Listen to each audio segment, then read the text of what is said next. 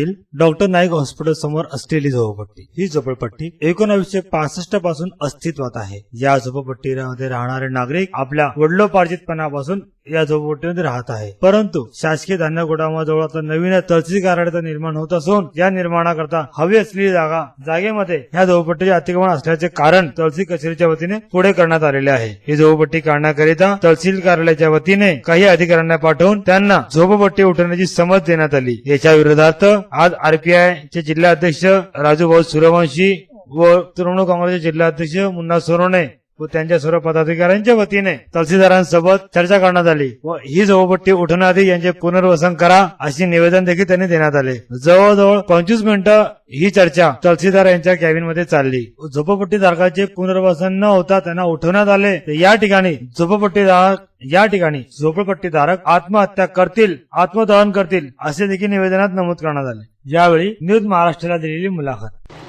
या ठिकाणी जे प्रशासनाने हालचाल सुरू केलेली आहे ते अत्यंत चुकीचं आहे। कारण त्या ठिकाणी जे सरकार नगरमध्ये आमच्या वडर समाजाची वस्ती आहे ती वस्ती आज 60 वर्षापासून त्या ठिकाणी आहे आणि शासनाचा GR आहे ज्या ज्या ठिकाणी 20 वर्षापासून झोपडपट्टी असेल त्यांना रेग्युलाइजमध्ये त्यांच्या घर जागा नावावर करून त्यांना घरकुलची योजना द्यावं अशी शासनाची योजना असताना तहसीलदार कसं काय त्या ठिकाणी घरकुल आपल्या झोपडपट्टी तोडण्याचा या ठिकाणी नोटीस बजावत आहेत।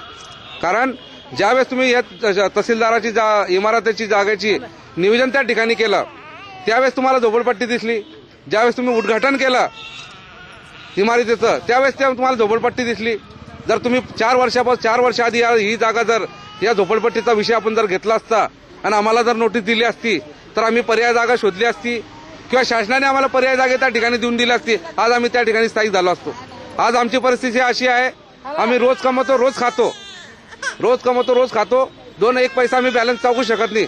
अशा परिस्थितीमध्ये जर 3 दिवसामध्ये शासन आम्हाला म्हणत असेल की तुम्ही इथून अतिक्रमण काढा तर शक्य नाहीये। कारण आमच्याकडे एक आत्महत्या केल्याशिवाय पर्याय या ठिकाणी नाहीये। आमच्या मुलाबाळांचे भविष्य उद्ध्वस्त होतील ही देखील शासनाने जबाबदारी लक्षात घेतली पाहिजे आणि त्यासाठी आम्ही रिपब्लिकन पक्षाचे कार्यकर्ते सर्व कार्यकर्ते यांच्या पाठीशी आहे। जोपर्यंत आम्हाला पर्याय जागा मिळत नाही तोपर्यंत आम्ही ती झोपडपट्टी खाली करणार नाही असं मी शासनाला या ठिकाणी आपल्या माध्यमातून या